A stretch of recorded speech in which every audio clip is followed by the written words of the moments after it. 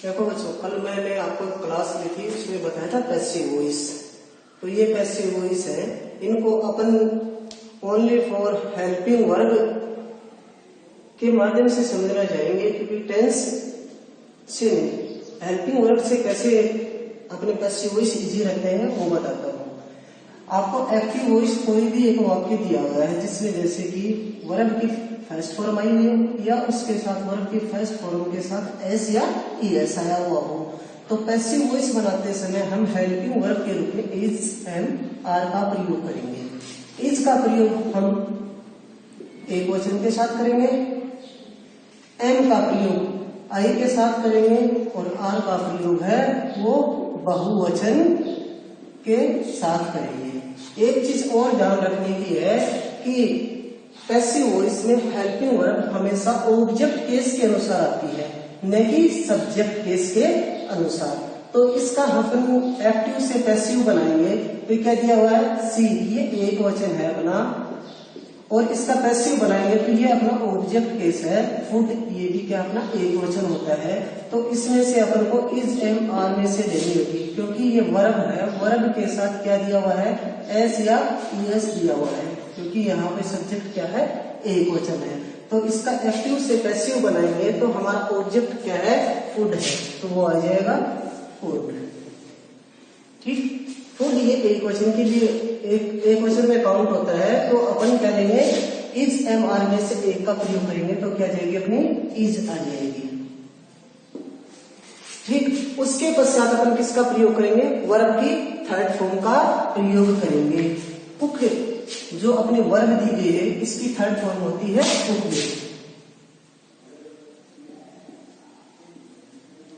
फिर अपन किसका प्रयोग करेंगे, आवश्यकता अनुसार बाई का प्रयोग करेंगे, बाई का यूज करेंगे, और जो अपना सब्जेक्ट है सी, इसको ऑब्जेक्ट बनाएंगे तो इसका ऑब्जेक्ट केस होगा अपना हर।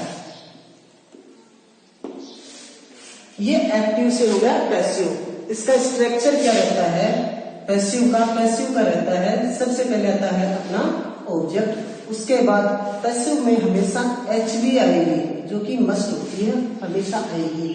एचवी के बाद अपन किसका प्रयोग करेंगे, एचवी के बाद हमेशा वर्ब की थर्ड फॉर्म होगी, वर्ब की थर्ड फॉर्म के बाद अपन ने बाई का प्रयोग किया है, फिर अपन ने सब्जेक्ट को क्या है ऑब्जेक्ट में बदल दिया है, सब्जेक्ट को किस में बदल दिया है, सब्जेक्ट को ऑब्जेक्ट में बदल दिया है, और इसमें लास्ट में फुल स्टॉप है, तो हम इसी पैटर्न को फॉलो करेंगे।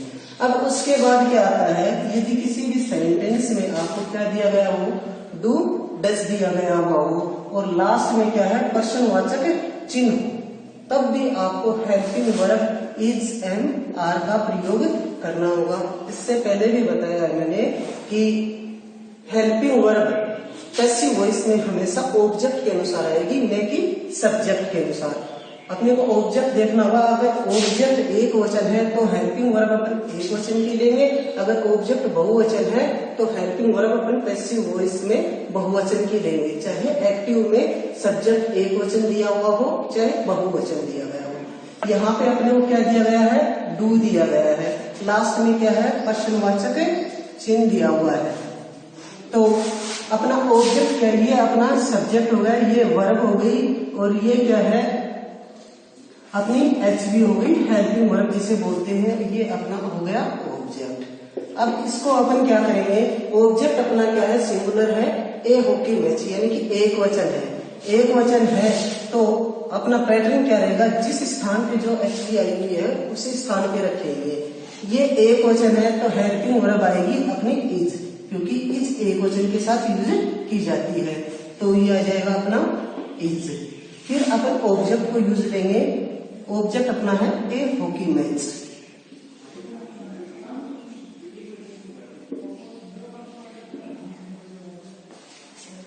उसके बाद अपन क्या करेंगे, जो वर्ब है पैसिव में हमेशा वर्ब की थर्ड फॉर्म आती है, तो वर्ब की अपन थर्ड फॉर्म यूज में लेंगे। फिर अपन क्या करेंगे, सब्जेक्ट है इसको ऑब्जेक्ट में बदलेंगे, ऑब्जेक्ट में बदलेंगे तो उससे पहले अपन बाई का यूज करेंगे। फिर यू जो सब्जेक्टिव केस है इसका ऑब्जेक्टिव केस यू ही होता है। लास्ट में प्रश्नवाचक चिन्ह है उसको हम लास्ट में लगा देते हैं। तो ये हो गया इसका, जिसमें क्या है, चाहे आपको डू दिया हुआ हो और चाहे दिया हुआ हो डज। डज कब मिलेगा, जब यहाँ पर क्या होगा, एक वचन कर्ता होगा, तब आपको डज मिलेगा, नहीं तो डू मिलेगा। ठीक, अब उसके बाद आता है अपना क्या है, जिस किसी भी एक्टिव में आपको क्या मिले, इज एम आर के बाद में आपको वर्ब के साथ आईएनजी मिले। ये चीज ध्यान रखने वाली है, इज एम आर के बाद में वर्ब की फर्स्ट फॉर्म के साथ आईएनजी मिलेगा तो आपको helping verb is am are में से ही लेनी है। इज एम आर में से लेनी है। मैं बता चुका हूं कि इज एक वचन के लिए आता है, ध्यान रखना, ये एम आई के साथ ही यूज होगा और किसी के साथ नहीं, और आर है वो अपना बहुवचन के साथ आता है। आईएनजी है तो आईएनजी है तो वर्ब के जो अपना हेल्पिंग वर्ब आएगी उसके तुरंत बाद अपन बीइंग का प्रयोग करेंगे, फिर वर्ब की थर्ड फॉर्म रख देंगे। जैसे कि यहाँ पे दिया हुआ है you are writing a letter, तो देखो आपको यहाँ पे आर दिया हुआ है, क्यों, क्योंकि सब्जेक्ट क्या है अपना बहुवचन है और वर्ब की फर्स्ट फॉर्म के साथ क्या आया हुआ है, आईएनजी आया हुआ है। तो पैसिव वॉइस बनाएंगे तो हम वर्ब की फर्स्ट फॉर्म के साथ मेन वर्ब है, इसके साथ आईएनजी दिया हुआ है, तो हम वर्ब की थर्ड फॉर्म से पहले बीइंग का प्रयोग करेंगे। तो इसका एक्टिव से अपन पैसिव बनाएंगे तो कैसे बनेगा, सबसे पहले अपन लेंगे ऑब्जेक्ट केस। ऑब्जेक्ट केस क्या है अपना, ए लेटर। ए लेटर ये क्या है, एक वचन है ऑब्जेक्ट, लेकिन इसमें सब्जेक्ट क्या है, बहुवचन है। तो ये देख लेना कि सब्जेक्ट बहुवचन है लेकिन ऑब्जेक्ट क्या है, एक वचन है। तो इसी के अनुसार हम हेल्पिंग वर्ब यूज करेंगे, किसके अनुसार, पैसिव के ऑब्जेक्ट के अनुसार और एक्टिव के पैसिव के सब्जेक्ट के अनुसार और एक्टिव के ऑब्जेक्ट के अनुसार। ये एक वचन है तो एक वचन के साथ अपन किसका प्रयोग करेंगे, इज का प्रयोग करेंगे। ये हो गया। अब इसके बाद में क्या है, वर्ब की थर्ड फॉर्म करनी है अपने को, किसकी, राइटिंग की। राइटिंग यानी कि इसके वर्ब की फर्स्ट फॉर्म के साथ आईएनजी दिया हुआ है तो अपन किसका प्रयोग करेंगे, बीइंग का प्रयोग करेंगे। उसके पश्चात अपन वर्ब की थर्ड फॉर्म में यूज करेंगे। तो वर्ब राइट की थर्ड फॉर्म क्या होती है, रिटन होती है। रिटन, अब यू का ऑब्जेक्ट केस, सब्जेक्ट का ऑब्जेक्ट केस यू ही होता है, तो इसको अपन बाई लगा के यू, ये इस प्रकार से टेंस की बजाय हेल्पिंग वर्ब से करेंगे तो वो ज्यादा। अब देखिए, अब अपना आता है हैज हैव के बाद अगर वर्ब की थर्ड फॉर्म हो, एक्टिव वॉइस में यदि आपको क्या दिया हुआ हो, हैज हैव, उसके बाद में वर्ब की थर्ड फॉर्म दी गई हुई हो, तो जो भी एच से शुरू होने वाली हेल्पिंग वर्ब है, चाहे वो हैज हो, चाहे हैव हो, चाहे वो हैड, उनके तुरंत बाद अपन बीन लगा देंगे। वैसे इसमें क्या गया, देखो हैज हैव के बाद वर्ब की थर्ड फॉर्म हो तो पैसिव वॉइस में हैज बीन, हाउ बीन के बाद वर्ब की थर्ड फॉर्म आएगी। जैसे कि एग्जाम्पल मैंने लिखा है, he has played a cricket match. तो अब यहाँ पे देखो इसमें सब्जेक्ट भी क्या है, एक वचन है और ऑब्जेक्ट भी क्या है, एक वचन है। क्यों, वो एक मैच खेल रहा है तो ये हैज दिया हुआ है, हैज दिया हुआ है। उसके बाद में क्या ये है, हैज के बाद में वर्ब की थर्ड फॉर्म आई हुई है। हैज के बाद में अगर वर्ब की थर्ड फॉर्म हो तो पैसिव वॉइस में हमें क्या करना है, बीन का प्रयोग करना है। तो हम सबसे पहले लेंगे अपना ऑब्जेक्ट। ऑब्जेक्ट क्या है अपना, ए क्रिकेट मैच।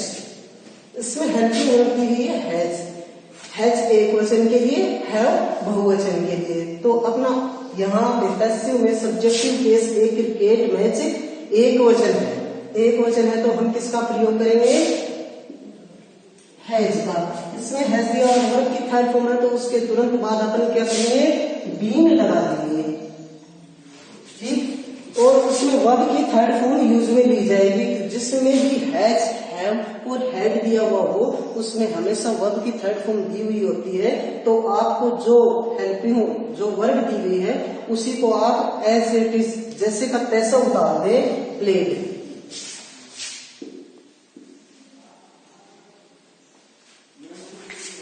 उसके बाद अपना बच गया ये सब्जेक्ट। सब्जेक्ट को अब अपन ऑब्जेक्ट में बदलेंगे तो ही का ऑब्जेक्टिव केस होता है वो होता है हिम।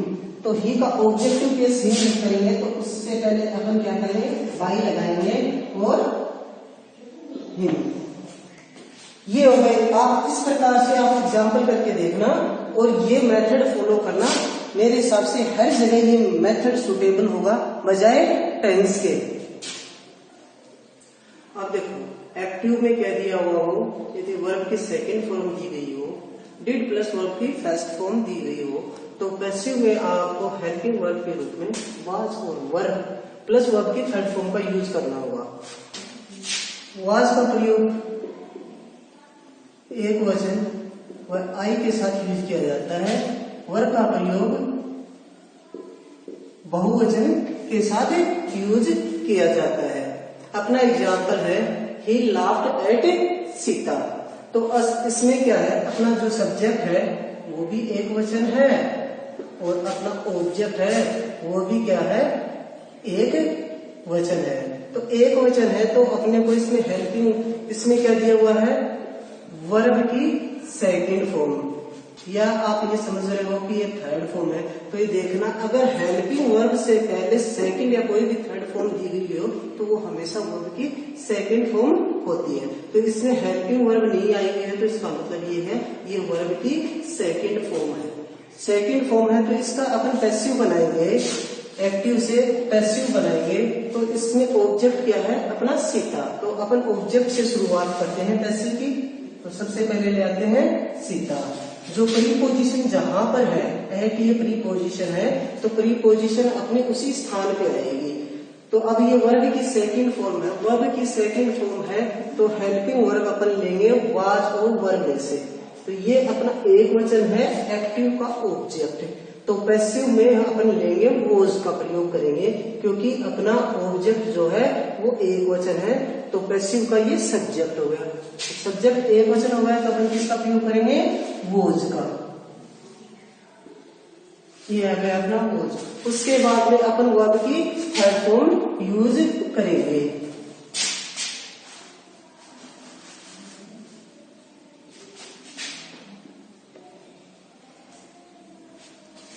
अब उसके बाद में जिस स्थान पे प्रीपोजिशन है उसी स्थान पे अपन प्रीपोजिशन का यूज करेंगे। इसमें वर्ब की सेकंड फॉर्म के पश्चात वर्ब प्रीपोजिशन दी गई है तो पैसिव में हम वर्ब की थर्ड फॉर्म के तुरंत बाद प्रीपोजिशन का प्रयोग करेंगे।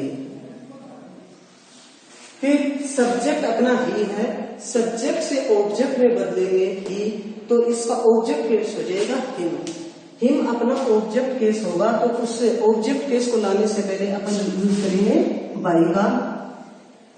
और फिर आ जाएगा ही का ऑब्जेक्ट केस क्या होता है, हिम होता है।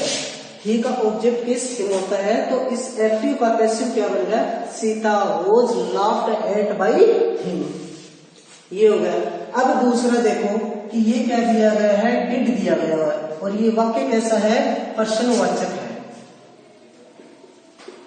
जिसे अपन बोलते हैं इंटरोगेटिव सेंटेंस। ये प्रश्नवाचक वाक्य है। आपको पता चल जाए कि इसमें क्या है, हेल्पिंग वर्ब क्या है, डिड आई हुई है। डिड आई हुई है तो अपन इसमें एक्टिव से पैसिव बनाएंगे तो अपन किसका यूज करेंगे, या तो वाज का या वर का। अब देखना ये है कि अपना जो ऑब्जेक्ट है वो एक वचन है या बहुवचन। ये तो अपना सब्जेक्ट हो गया जो कि बहुवचन है और ये अपना हो गया एक क्रिकेट मैच। ये क्या है, अपना ऑब्जेक्ट है और ये क्या हो गया, बहुवचन, सॉरी एक वचन। सब्जेक्ट बहुवचन है, ऑब्जेक्ट एक वचन है। तो पैसिव में हमेशा हेल्पिंग वर्ब है वो ऑब्जेक्ट एक्टिव के ऑब्जेक्ट के अनुसार आती है, या फिर ऐसे बोल दो कि पैसिव के सब्जेक्ट के अनुसार आएगी। और हेल्पिंग वर्ब जिस स्थान पे आई हुई है, इंटेरोगेटिव अगर सेंटेंस है तो हेल्पिंग वर्ब अगर सबसे पहले एक्टिव में दी गई है तो पैसिव में भी हम सबसे पहले हेल्पिंग वर्ब का यूज करेंगे। तो इसका जो ऑब्जेक्ट है एक्टिव का वो क्या है, एक वचन है, तो इसीलिए हमें हेल्पिंग वर्ब यूज करनी होगी, वॉज का प्रयोग करना होगा। तो सबसे पहले अपन लेते हैं हेल्पिंग वर्ब, उसके बाद में अपन लेते हैं एक्टिव का ऑब्जेक्ट। एक्टिव का ऑब्जेक्ट क्या है, एक क्रिकेट मैच है, इसको अपन लिखते हैं। इसके बाद में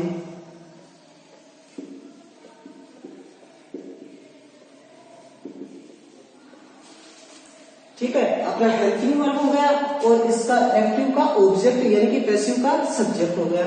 उसके पश्चात अपन क्या करेंगे, वर्ब की थर्ड फॉर्म, क्योंकि यहाँ डिड आया हुआ है, डिड के बाद हमेशा वर्ब की फर्स्ट फॉर्म आती है। ठीक है, तो अपन अब इसकी प्ले की थर्ड फॉर्म क्या होगी, प्ले हो जाएगी।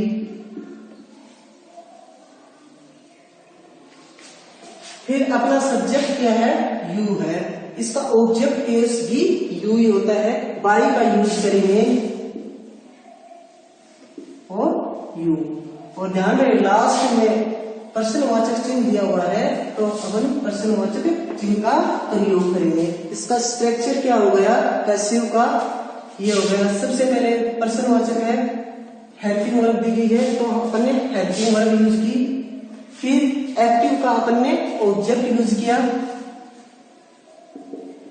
ऑब्जेक्ट को किस में चेंज कर दिया, सब्जेक्ट में बदल दिया। फिर अपन ने वर्ब की थर्ड फॉर्म की है। ठीक है, उसके बाद अपन ने किसका प्रयोग किया, बाई का प्रयोग किया है। फिर अपन ने किसको, सब्जेक्ट को ऑब्जेक्ट में बदल दिया। अपना सब्जेक्ट क्या था, यू था, इसको किस में बदल दिया, अपन ने ऑब्जेक्ट में बदल दिया। तो यू का ऑब्जेक्टिव केस क्या होता है, यू ही होता है। तो फिर अपन ने यहाँ पे सब्जेक्ट को किस में बदल दिया, सब्जेक्ट को ऑब्जेक्ट में बदल दिया। लास्ट में क्या कर दिया, प्रश्नवाचक चिन्ह है वो लगा दिया। अब उसके बाद में क्या है कि वाज वर्ब प्लस वर्ब की फर्स्ट फॉर्म के साथ आईएनजी, यानी कि ये होता है पास्ट कंटिन्यूअस में।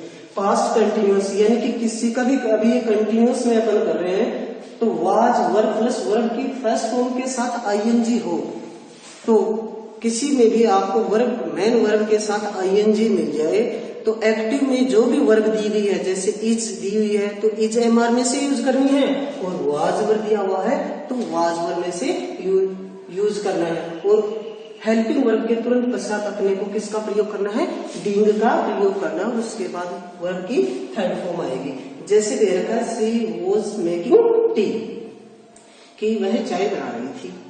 तो अब इसमें क्या हो गया, अपना जो सब्जेक्ट है वो कौन सा है, सी है, ये अपनी हो गई एच वी, और ये क्या हो गई अपनी एम वी। काफी इसको क्या बोल देते हैं, ये वर्ब बोल देते हैं, ये पूरी वर्ब हो गई, यानी कि ये हेल्पिंग वर्ब हो गई और ये मेन वर्ब हो गई, और ये अपना ऑब्जेक्ट हो गया। तो पैसिव वॉइस बनाते समय सबसे पहले अपन शुरुआत किससे करेंगे, ये क्या है, एक अफर्मेटिव सेंटेंस है। अफर्मेटिव सेंटेंस है यानी कि सकारात्मक वाक्य है, तो इसकी शुरुआत अपन करेंगे ऑब्जेक्ट से। टी, टी एक वचन में काउंट होता है, तो वाज वर्ब यानी कि वाज वर्ब के साथ आईएनजी यूज करना है, तो ये एक वचन है, एक वचन है तो अपन किसका यूज करेंगे, वो उसका यूज करेंगे, वो हो गया। अब क्या है, ये वर्ब जो दी गई है, ध्यान से देखना, इस वर्ब में क्या दिया हुआ है, वर्ब के साथ आईएनजी दिया हुआ है। यदि वर्ब के साथ आईएनजी दिया हुआ है तो अपन वर्ब की थर्ड फॉर्म से जस्ट पहले किसका यूज करेंगे, बीइंग का यूज करेंगे। मेक जो मेन वर्ब होती है उसकी थर्ड फॉर्म होगी मेड। अब अपना क्या बच गया, ये एक्टिव का सब्जेक्ट बच गया। एक्टिव के सब्जेक्ट को अगर अपन ऑब्जेक्ट केस में लेंगे तो बाई का यूज करेंगे, और सी का सब्जेक्ट, सी जो सब्जेक्टिव केस है इसका ऑब्जेक्टिव केस होगा है। ये हो गया। तो ये ध्यान रखना कि कभी भी आपको चाहे इज, हैव, आर, वाज, वर के साथ आईएनजी मिलेगा तो ध्यान रहे कि उनसे जो ही हेल्पिंग वर्ब का यूज करते हो इज, एम, आर, वाज, वर का, तो उसके तुरंत पश्चात आपको बीइंग का प्रयोग करना होगा और फिर वर्ब की थर्ड फॉर्म आएगी। जैसे क्या दिया हुआ है, हैड प्लस वर्ब की थर्ड फॉर्म। किसी भी एक्टिव वॉइस में आपको हेड प्लस वर्ब की थर्ड फॉर्म मिल जाए तो पैसिव वॉइस बनाते समय आपको हेड के आगे बीन लगा देना है। यानी कि एच से शुरू होने वाली कोई भी हेल्पिंग वर्ब हो, कोई भी एच से शुरू होने वाली हो, किसी के साथ एच हो। कहने का मतलब क्या है, जैसे सेल, विल, हैव आता है या फिर हैज, हैव आता है, हेड आता है, इनके बाद हमेशा क्या लगता है, पैसिव वॉइस में बीन लगता है। तो अपना एग्जांपल दिया हुआ है, Monica had locked the gate before she went out. इसमें दो सेंटेंस है। पहला क्या है, पास्ट परफेक्ट का है, आगे क्या है, सिंपल का है। तो ये पास्ट परफेक्ट का एक सेंटेंस है तो इसका अपन पैसिव वॉइस बनाएंगे तो अपने को क्या लेना है कि मोनिका, मोनिका इसमें क्या है, सब्जेक्ट है, हैड जो क्या है, हेल्पिंग वर्ब है। हेड के तुरंत बाद क्या दी गई है, वर्ब की थर्ड फॉर्म, क्योंकि हैड, हैज और हैव इनके बाद हमेशा वर्ब की थर्ड फॉर्म दी जाती है और इनका पैसिव वॉइस बनाएंगे तो इनके बाद में हमेशा बीन लगेगा। ये बात तो बिल्कुल तय है, ठीक है। तो अब अपने को इसको करना क्या है, मोनिका अपना सब्जेक्ट है, ये हेल्पिंग वर्ब है, लॉक्ड अपनी मेन वर्ब है, द गेट है वो अपना ऑब्जेक्ट है। तो अपन वाक्य की शुरुआत किससे करेंगे, ऑब्जेक्ट से करेंगे। तो ऑब्जेक्ट क्या है अपना, द गेट। गेट क्या है, सिंगुलर है। तो इसमें क्या है, सिंगुलर प्लूरल की तो ज्यादा चिंता की बात नहीं, क्योंकि हेड एक वचन के साथ भी हेड भी आएगा पैसिव में और बहुवचन के साथ भी क्या है, हेड बीन आएगा। तो अपन किसका यूज करेंगे, हेड बीन का। हेड बीन के बाद वर्ब की थर्ड फॉर्म आएगी। तो एक्टिव में भी क्या है, हेड के बाद में भी क्या वर्ब की थर्ड फॉर्म आती है। तो एक्टिव में हमें दी गई है वर्ब की थर्ड फॉर्म। तो जो ये वर्ब दी गई है इसको अपन ऐसे का ऐसे ही रख देते हैं। अब अपना क्या बच गया, अपना बच गया सब्जेक्ट। सब्जेक्ट क्या है, मोनिका। एक्टिव में अगर कोई नाम दिया हो तो उसका ऑब्जेक्ट बनाएंगे तो ये आ जाएगा बाय मोनिका।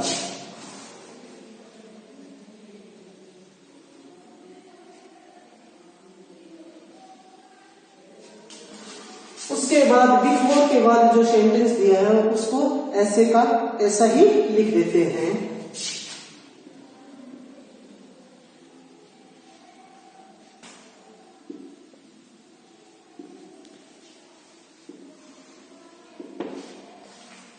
ठीक है, तो ये थे अपने एक्टिव से पैसिव। इसमें ध्यान रखना कि कहीं पर भी वर्ब की अगर